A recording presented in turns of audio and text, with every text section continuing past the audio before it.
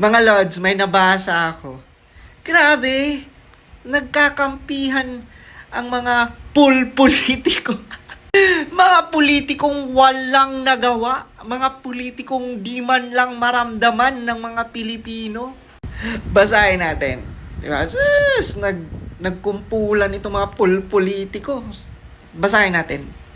Tingnan, pinangunahan ni House Speaker Martin Romualdez ang panunumpa ng mga dating miyembro ng PDP Laban na sina Senior Deputy Speaker Aurelio Gonzales, Representative Carmelo Latazin II at Zaldi Vela bilang mga bagong miyembro ng Lakas CMD ngayong Miyerkules, November 8. They are a great addition to the strength and diversity of Lakas CMD, which is a coalition of hardworking public servants, hardworking, who share a common goal of serving the Filipino people with integrity and dedication under President Marcos administration. Saad ni Romualdez. So, malakas ka na niyan. Lalakas ka na niyan. Diba?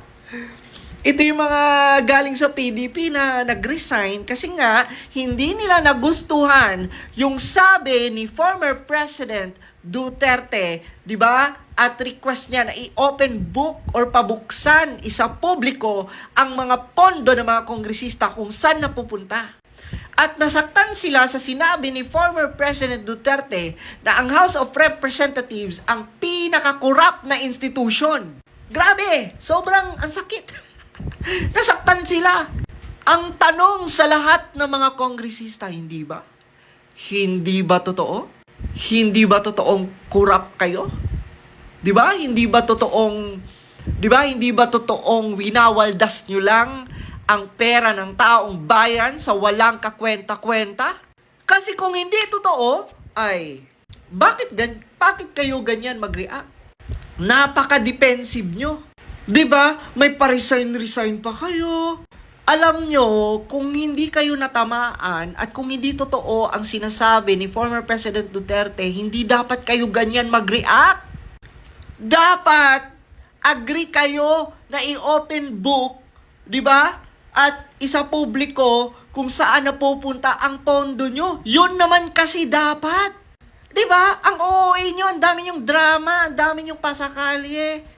Na kesyo inaatake kayo, na kesyo sinisiraan kayo, nako, lumang tugtugin.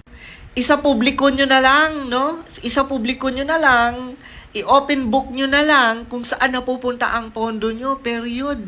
Wag nang puro kadramahan, wag nang puro, ang dami pang cheche-boreche, may pa-resign pa kayo. At talagang kinakalaban nyo si former President Duterte? Na ang backup lang naman ni former President Duterte, 'di ba? Ang mamamayang Pilipino. Kahit mag-resign pa kayo at hindi nyo suportahan si former President Duterte, alam namin, no, majority of the Filipinos ay sumusuporta pa rin sa mga Duterte. Kaya kayo, Kayo? Sige, magsanib puwersa kayo.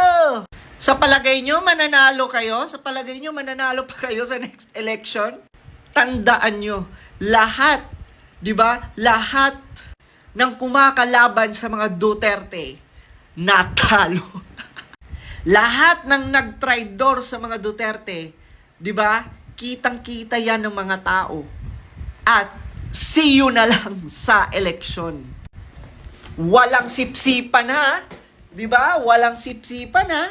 Baka naman pagdating sa eleksyon, maghihingi na naman kayo ng suporta.